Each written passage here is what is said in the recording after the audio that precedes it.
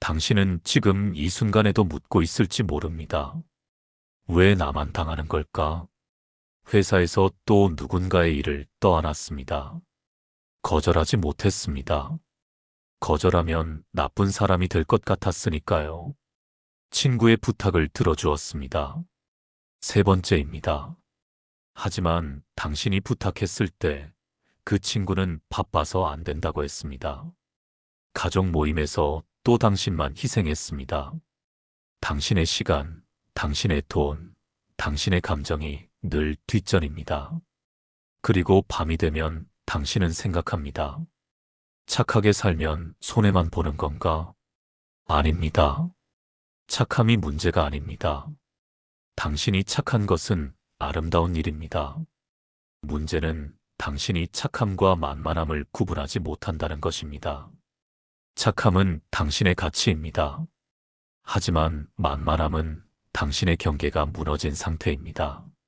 사람들은 당신의 착함을 이용합니다. 의도적이지 않을 수도 있습니다. 하지만 결과는 같습니다. 당신은 소진됩니다. 당신은 분노합니다. 당신은 스스로를 바보 같다고 자책합니다. 한 여성이 있었습니다. 직장에서 늘 먼저 출근하고 늦게 퇴근했습니다. 동료들의 일을 도와주었습니다. 점심도 혼자 먹으며 일했습니다. 그런데 승진 명단에 그녀의 이름은 없었습니다. 상사는 말했습니다. 자네는 워낙 잘해주니까 그 자리에 있어도 괜찮을 것 같아서. 그녀의 착함은 당연한 것이 되어버렸습니다. 그녀의 희생은 공기처럼 인식조차 되지 않았습니다. 당신도 알고 있습니다. 이것이 부당하다는 것을. 하지만 어떻게 해야 할지 모릅니다. 거절하면 관계가 깨질 것 같습니다. 경계를 세우면 냉정한 사람이 될 것 같습니다. 그래서 당신은 계속 참습니다. 계속 웃으며 괜찮다고 말합니다. 하지만 당신의 내면은 무너지고 있습니다. 이제 멈춰야 합니다. 착하되 만만하지 않은 사람. 그것이 오늘 우리가 찾아갈 답입니다. 사람들은 왜 착함과 만만함을 혼동할까요? 첫 번째 착각. 착한 사람은 모든 것을 수용해야 한다는 믿음입니다. 당신은 어린 시절부터 배웠습니다. 착한 아이는 말을 잘 듣는 아이라고. 착한 아이는 부모를 기쁘게 하는 아이라고. 착한 아이는 문제를 일으키지 않는 아이라고. 그래서 당신은 자신의 욕구를 억압했습니다. 자신의 감정을 숨겼습니다. 자신의 경계를 지우고 타인의 기대에 맞춰 살았습니다. 심리학자 칼 융은 이를 페르소나의 함정이라고 불렀습니다. 우리는 사회가 원하는 가면을 쓰고 살아갑니다. 착한 사람이라는 가면, 친절한 사람이라는 가면. 그러나 가면 뒤에 진짜 자신은 질식하고 있습니다. 자신의 진짜 필요와 욕구를 외면한 채 말이죠. 두 번째 착각. 거절하면 관계가 끝난다는 두려움입니다. 거절 공포증. 많은 사람들이 이것으로 고통받습니다. 왜 그럴까요? 보상 심리 때문입니다. 당신은 무의식적으로 계산합니다. 내가 베풀면 나도 받을 것이다. 내가 도와주면 나도 도움을 받을 것이다. 이것은 공정성에 대한 인간의 본능적 기대입니다. 하지만 현실은 다릅니다. 어떤 사람들은 받기만 합니다. 주지 않습니다. 그들은 당신의 착함을 당연하게 여깁니다. 심리학 용어로 이를 테이커라고 부릅니다. 조직 심리학자 애덤 그랜트는 그의 저서에서 기버와 테이커의 관계를 분석했습니다. 그는 발견했습니다. 무조건적인 기버는 결국 착취당한다는 것을, 건강한 기버는 경계가 있다는 것을. 세 번째 착각. 착함은 부드러움이고 강함은 냉정함이라는 이분법입니다. 우리 사회는 이상한 이분법을 만들어냈습니다. 착한 사람은 모든 것을 용서해야 한다. 강한 사람은 냉정하고 무감정해야 한다. 이것은 거짓입니다. 진정으로 강한 사람은 착하면서도 단호합니다. 따뜻하면서도 경계가 명확합니다. 이해하면서도 허용하지 않습니다. 이것이 진짜 성숙입니다. 심리학자 브레네 브라운은 말합니다. 진정한 친절함은 경계와 함께 온다. 경계 없는 친절은 지속 불가능합니다. 당신이 소진되면 당신의 착함도 고갈됩니다. 네 번째 착각. 내가 참으면 평화롭다는 회피 심리입니다. 갈등을 피하고 싶어 하는 것. 이것은 자연스러운 욕구입니다. 하지만 갈등 회피는 문제를 해결하지 못합니다. 오히려 문제를 키웁니다. 당신이 참을수록 상대는 더 많은 것을 요구합니다. 당신의 침묵은 동의로 해석됩니다. 심리학에서는 이를 학습된 무기력런드, 헬플러스너스이라고 합니다. 당신은 반복적으로 경험합니다. 내가 말해도 소용없다는 것을, 내가 거절해도 받아들여지지 않는다는 것을. 그래서 당신은 포기합니다. 시도조차 하지 않습니다. 하지만 이것은 당신의 책임이 아닙니다. 당신은 생존을 위해 이 전략을 선택했습니다. 문제는 이 전략이 더 이상 유효하지 않다는 것입니다. 다섯 번째 본질. 정체성의 혼란입니다. 나는 착한 사람이다라는 정체성. 이것이 당신을 가둡니다. 당신은 이 정체성에 부합하지 않는 행동을 할 수 없습니다. 거절은 착한 사람의 행동이 아니라고 믿습니다. 화내는 것은 착한 사람의 감정이 아니라고 생각합니다. 하지만 진실은 이것입니다. 착함은 자기 희생이 아닙니다. 착함은 자기 존중과 타인 존중의 균형입니다. 당신이 당신을 존중하지 않으면 타인도 당신을 존중하지 않습니다. 임마누엘 칸트 임원을 켄트는 말했습니다. 인간을 수단으로 대하지 말고 목적 그 자체로 대하라. 이 명제는 타인에게만 적용되는 것이 아닙니다. 당신 자신에게도 적용됩니다. 당신은 누군가의 편의를 위한 수단이 아닙니다. 당신은 그 자체로 목적이고 가치입니다. 착하지만 만만한 사람은 스스로를 수단화합니다. 타인의 행복을 위한 도구가 됩니다. 타인의 목표를 위한 계단이 됩니다. 그리고 자신의 존엄을 포기합니다. 칸트의 또 다른 개념, 정언 명령 캐터가리컬, 임페러티브를 보십시오. 그는 말합니다. 당신의 행동 원칙이 보편적 법칙이 될 수 있는가를 물으라고. 만약 모든 사람이 당신처럼 행동한다면, 모든 사람이 자신의 경계를 포기한다면, 모든 사람이 자신을 희생한다면 그 사회는 건강할까요? 아닙니다. 그 사회는 착취자와 피착취자로 나뉠 것입니다. 반대로 모든 사람이 자신의 존엄을 지킨다면, 모든 사람이 합리적 경계를 세운다면 그 사회는 더 건강합니다. 서로의 한계를 존중합니다. 서로의 가치를 인정합니다. 따라서 경계를 세우는 것은 이기적인 행위가 아닙니다. 오히려 윤리적 행위입니다. 당신은 당신의 존엄을 지킴으로써 존엄의 가치 자체를 옹호하는 것입니다. 프리드리히 니체는 더 급진적으로 말합니다. 그는 노예도덕 슬레이브 머렐러티를 비판했습니다. 노예도덕이란 무엇입니까? 약자의 도덕입니다. 복종을 미덕으로 삼는 도덕, 참음을 선으로 여기는 도덕, 자기 부정을 고결함으로 포장하는 도덕. 니체는 이것을 거부합니다.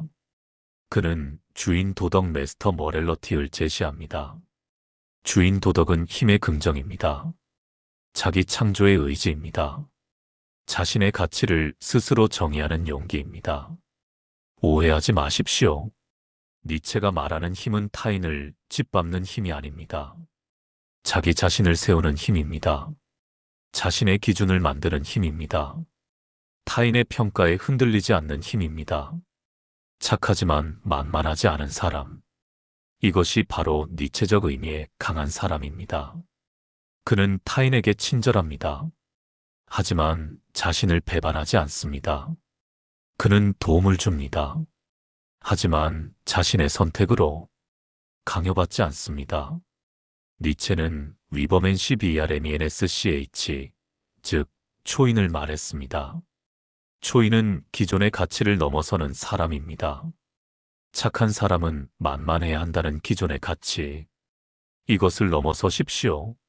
새로운 가치를 창조하십시오. 착한 사람은 강할 수 있다. 친절한 사람은 단호할 수 있다. 니체의 힘의 의지 will to power는 이것입니다. 자기 자신이 되려는 의지, 자기 자신의 법을 만드는 의지. 당신은 타인이 만든 틀에 갇혀 있습니다. 착함이라는 틀. 이제 그 틀을 깨십시오. 당신만의 착함을 정의하십시오. 아리스토텔레스 에러스타털은 중형 골던 민을 말했습니다. 미덕은 양극단의 중간에 있다고. 용기는 무모함과 비겁함 사이에 있습니다. 관대함은 낭비와 인색함 사이에 있습니다. 그렇다면 착함은 어디에 있을까요? 무조건적 희생과 냉정한 이기심 사이입니다. 이것이 바로 착하지만 만만하지 않음입니다. 아리스토텔레스는 또한 실천적 지혜 PHRONESIS를 강조했습니다. 상황을 정확히 판단하는 능력, 언제 주고 언제 거절할지 아는 지혜, 누구를 도와야 하고 누구에게서 거리를 두어야 할지 구분하는 능력. 만만한 사람은 이 지혜가 없습니다. 모든 상황에 똑같이 반응합니다. 모든 사람에게 똑같이 베풉니다. 이것은 미덕이 아닙니다. 판단력의 부재입니다. 진정으로 착한 사람은 분별력이 있습니다. 진심으로 도움이 필요한 사람을 돕습니다. 하지만 착취하려는 사람에게는 단호합니다. 이것이 진짜 친절입니다. 지혜로운 친절입니다. 아리스토텔레스는 말합니다.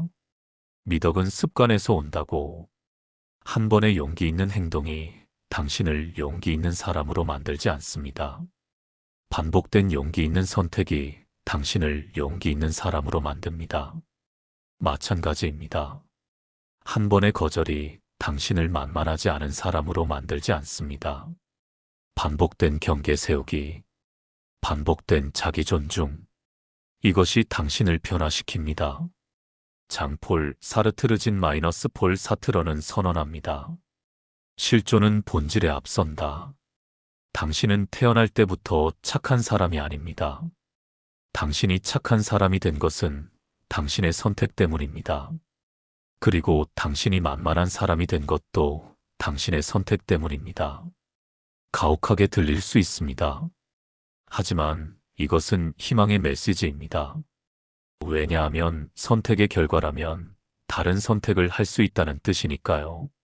사르트르는 우리는 자유를 선고받았다고 말합니다. 당신은 자유입니다. 거절할 자유, 경계를 세울 자유, 당신의 기준을 지킬 자유. 하지만 자유에는 책임이 따릅니다. 당신이 계속 만만하게 산다면 그것은 당신의 선택입니다. 타인 탓을 할 수 없습니다. 환경 탓을 할 수 없습니다. 사르트르는 변명은 없다노 익스큐시즈고 말합니다. 가혹하지만 해방적입니다. 당신은 피해자가 아닙니다.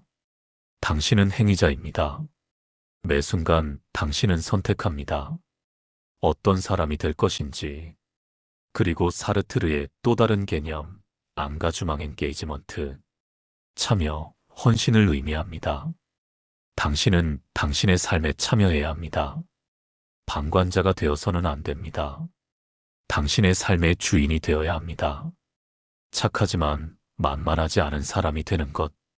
이것은 당신의 실존적 프로젝트입니다. 당신이 창조해야 할 당신의 본질입니다. 이제 실천입니다. 구체적인 방법론입니다. 첫 번째, 기준의 명확화 마이너스 당신의 헌법을 쓰십시오. 착하지만 만만하지 않으려면 먼저 당신의 기준이 필요합니다. 무엇이 수용 가능하고 무엇이 수용 불가능한지 명확히 하십시오. 글로 쓰십시오. 당신만의 개인 헌법을 작성하는 것입니다. 예를 들어 마이너스 나는 근무 시간 외에 업무 관련 연락에 즉시 응답하지 않는다. 마이너스 나는 내 시간의 최소 20%는 나를 위해 사용한다. 마이너스 나는 타인의 감정적 쓰레기통이 되지 않는다. 마이너스 나는 빌려준 돈을 돌려받지 못할 각오가 되어 있을 때만 빌려준다. 마이너스 나는 불편한 농담이나 무례한 발언에 침묵으로 동의하지 않는다. 이 기준들은 당신의 것입니다. 타인의 승인이 필요 없습니다. 당신이 편안하고 존중받는다고 느끼는 선. 그것이 당신의 기준입니다. 기준이 명확하면 결정이 쉬워집니다. 매번 고민할 필요가 없습니다. 당신의 헌법에 비추어 판단하면 됩니다. 두 번째, 거절의 기술 마이너스 아니오라고 말하는 용기. 거절은 기술입니다. 배워야 합니다. 첫째, 즉답하지 마십시오. 생각해보고 답할게요라고 말하십시오. 시간은 당신의 편입니다. 즉각적인 압박에서 벗어나 냉정하게 판단할 수 있습니다. 둘째, 이유를 길게 설명하지 마십시오. 미안하지만 어려울 것 같아요. 이것으로 충분합니다. 길게 설명하면 상대는 그것을 반박할 기회로 삼습니다. 간결한 거절은 강력합니다. 셋째, 대안을 제시할 필요가 없습니다. 당신이 못하면 못하는 것입니다. 다른 사람을 찾거나 다른 방법을 찾는 것은 상대의 몫입니다. 넷째, 죄책감을 느끼지 마십시오. 거절은 나쁜 것이 아닙니다. 거절은 정직입니다. 당신이 할 수 없는 것을 할 수 있다고 거짓말하는 것이 더 나쁩니다. 다섯째, 연습하십시오. 작은 것부터. 오늘은 커피 안 마실래요? 이번 주말은 쉬고 싶어요. 작은 거절이 쌓여 큰 용기가 됩니다. 거절은 관계를 끝내지 않습니다. 오히려 건강하게 만듭니다. 당신을 존중하는 사람은 당신의 거절도 존중합니다. 당신의 거절을 존중하지 않는 사람, 그 사람은 애초에 당신을 존중하지 않았던 것입니다. 세 번째, 감정적 거리두기 마이너스 타인의 문제는 타인의 것. 착한 사람의 함정. 타인의 문제를 자기 문제로 만드는 것입니다. 누군가 불평합니다. 당신은 해결책을 찾으려 합니다. 누군가 불행합니다. 당신은 책임감을 느낍니다. 이것은 공감이 아닙니다. 공감과 책임은 다릅니다. 공감은 당신의 고통을 이해합니다입니다. 책임은 당신의 고통을 제가 해결해야 합니다입니다. 전자는 건강합니다. 후자는 파괴적입니다. 심리학자들은 정서적 경계 이모셔널 바운더리를 말합니다. 당신의 감정과 타인의 감정을 구분하는 능력. 이것이 없으면 당신은 타인의 감정에 잠식당합니다. 실천 방법. 마이너스 누군가 문제를 토로할 때 그것 참 힘들겠다고 공감하되 내가 뭘 해줄까? 라고 묻지 마십시오. 상대가 요청하지 않았다면 당신의 개입은 필요 없습니다. 마이너스 타인의 선택이 초래한 결과는 타인이 감수하게 하십시오. 당신이 대신 책임지지 마십시오. 마이너스 내 탓이 아니야 라는 말을 자주 하십시오. 자기 자신에게. 타인을 돕는 것과 타인을 구원하는 것은 다릅니다. 도움은 일시적입니다. 구원은 영구적 책임입니다. 당신은 구세주가 아닙니다. 네 번째, 명확한 소통 마이너스 침묵은 동의가 아니다. 만만한 사람은 말하지 않습니다. 참습니다. 미소 짓습니다. 그리고 속으로 끓습니다. 이제 말하십시오. 명확하게, 단호하게. 그건 제 업무가 아니에요. 그런 식으로 말씀하시면 불편해요. 저는 그 의견에 동의하지 않아요. 다음부터는 미리 알려주세요. 비폭력 대화 NVC, 난바이얼런트 커뮤니케이션의 창시자 마샬 로젠버그는 4단계 소통을 제안합니다. 1. 관찰. 당신이 저번 주에 2번 늦게 왔을 때 판단 없이 사실만 2. 감정 저는 불안했어요. 당신의 감정. 3. 욕구 왜냐하면 저는 시간 약속이 중요하거든요. 당신의 가치. 4. 요청 다음부터는 늦을 것 같으면 미리 알려줄 수 있나요? 구체적 행동. 이렇게 말하는 것은 공격이 아닙니다. 정직입니다. 존중입니다. 자신과 상대 모두에 대한. 침묵은 평화를 가져오지 않습니다. 침묵은 오해를 축적합니다. 분노를 쌓습니다. 그리고 언젠가 폭발합니다. 말하십시오. 지금. 차분하게. 명확하게. 5번째, 선택적 투자 마이너스 모든 관계는 평등하지 않다. 당신의 시간, 에너지, 감정은 유한합니다. 모든 사람에게 똑같이 줄 수 없습니다. 줘서도 안 됩니다. 선택하십시오. 관계의 등급을 매기십시오. 냉정하게 들릴 수 있습니다. 하지만 현실입니다. 어떤 관계는 깊고 어떤 관계는 얕습니다. 어떤 사람은 당신을 풍요롭게 하고 어떤 사람은 당신을 고갈시킵니다. 어급관계 상호 존중하고 지지합니다. 주고받습니다. 성장시킵니다. 여기에 당신의 최선을 투자하십시오. 비급관계 필요에 따라 상호작용합니다. 나쁘지도 특별하지도 않습니다. 적절한 수준의 친절을 유지하십시오. 시급관계 당신을 소진시킵니다. 일방적으로 요구합니다. 존중하지 않습니다.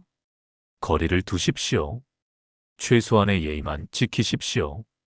이것은 잔인함이 아닙니다. 지혜입니다. 당신의 자원을 효과적으로 관리하는 것입니다. 사업가는 투자처를 선택합니다. 수익을 내는 곳에 더 투자합니다. 관계도 마찬가지입니다. 당신을 행복하게 하는 관계에 더 투자하십시오. 6번째, 죄책감 다루기 마이너스 거짓된 죄의식을 버리십시오. 경계를 세울 때 죄책감이 옵니다. 이것은 자연스럽습니다. 하지만 물으십시오.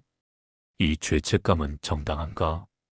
진짜 죄책감과 거짓 죄책감을 구분하십시오. 진짜 죄책감 당신이 실제로 누군가에게 해를 끼쳤을 때, 약속을 어겼을 때, 부당하게 대했을 때, 거짓 죄책감 당신이 타인의 비현실적 기대를 충족하지 않았을 때, 당신의 정당한 권리를 행사했을 때, 당신 자신을 돌봤을 때, 대부분의 경우 당신이 느끼는 죄책감은 거짓입니다. 조작된 것입니다. 어린 시절부터 주입된 착한 아이는 희생해야 한다는 메시지의 산물입니다. 죄책감이 올 때 자문하십시오. 마이너스 내가 정말 잘못했나 아니면 누군가의 기대에 못 미쳤을 뿐인가? 마이너스 만약 친구가 같은 상황이라면 나는 그 친구에게 죄책감을 느끼라고 할까? 마이너스 이 선택이 나의 장기적 행복과 건강에 어떤 영향을 미칠까? 죄책감은 감정입니다. 진실이 아닙니다. 감정을 느끼되 그것에 지배당하지 마십시오. 그리고 기억하십시오. 타인의 실망은 타인이 감수해야 할 감정입니다. 당신이 책임질 것이 아닙니다. 당신은 이제 알게 되었습니다. 착함은 약함이 아니라는 것을, 친절은 복종이 아니라는 것을, 경계는 이기심이 아니라 자기 존중이라는 것을. 당신은 착한 사람입니다. 이것은 당신의 아름다움입니다. 세상은 착한 사람을 필요로 합니다. 진심으로 돕는 사람, 진심으로 배려하는 사람. 이것은 빛입니다. 하지만 당신은 이제 만만하지 않습니다. 이것은 당신의 힘입니다. 당신은 경계가 있습니다. 기준이 있습니다. 존중받아야 할 선이 있습니다. 이 두 가지는 모순되지 않습니다. 오히려 완성됩니다. 착하되 강한 사람, 부드럽되 단호한 사람. 이것이 진정한 성숙입니다. 한 나무를 생각해 보십시오. 나무는 부드러운 잎을 펼칩니다. 그늘을 제공합니다. 열매를 맺습니다. 이것이 나무의 착함입니다. 하지만 나무는 뿌리가 있습니다. 깊고 강한 뿌리. 폭풍이 와도 흔들리지 않습니다. 이것이 나무의 힘입니다. 당신도 그런 나무가 되십시오. 세상에 그늘을 들이우되 뿌리는 깊이 내리십시오. 앞으로 누군가 당신의 경계를 시험할 것입니다. 당신의 친절을 약함으로 오해할 것입니다. 그때 흔들리지 마십시오. 당신의 헌법을 기억하십시오. 당신의 기준을 지키십시오. 처음에는 어색할 것입니다. 거절할 때마다 불편할 것입니다. 괜찮습니다. 모든 변화는 그렇습니다. 근육을 키우듯 경계를 세우는 근육도 시간이 필요합니다. 하지만 어느 순간 당신은 깨닫게 될 것입니다. 당신을 진정으로 사랑하는 사람들은 여전히 곁에 있다는 것을, 오히려 당신을 더 존중한다는 것을, 그리고 당신을 이용하던 사람들은 떠났다는 것을. 그것이 바로 자유입니다. 더 이상 모든 사람을 기쁘게 할 필요가 없는 자유. 더 이상 타인의 평가에 당신의 가치가 좌우되지 않는 자유. 더 이상 죄책감 없이 당신을 돌볼 수 있는 자유. 이 자유는 고독할 수 있습니다. 하지만 고독은 고립과 다릅니다. 고독은 자기 자신과의 평화입니다. 당신은 혼자가 아닙니다. 세상에는 당신처럼 착하면서도 강한 사람들이 있습니다. 그들을 찾으십시오. 그들과 연대하십시오. 그리고 기억하십시오. 당신이 당신을 존중할 때 세상도 당신을 존중합니다. 당신의 여정은 지금 시작되었습니다. 착하지만 만만하지 않은 사람으로의 여정. 이것은 평생의 프로젝트입니다. 완벽할 필요는 없습니다. 방향만 맞으면 됩니다. 오늘 작은 거절 하나로 시작하십시오. 작은 경계 하나로 시작하십시오. 그것이 첫걸음입니다. 당신은 충분히 착합니다. 이제 충분히 강해질 차례입니다. 마지막 질문을 남깁니다. 당신은 지금 당신 자신의 가장 친한 친구처럼 당신을 대하고 있습니까? 만약 그렇지 않다면 오늘부터 시작하십시오. 당신은 그럴 자격이 있습니다. 이 이야기가 당신의 마음에 작은 변화를 일으켰다면 구독과 좋아요로 응원해주세요. 당신의 지지가 더 많은 사람들에게 이 메시지를 전하는 힘이 됩니다. 당신의 여정을 응원합니다.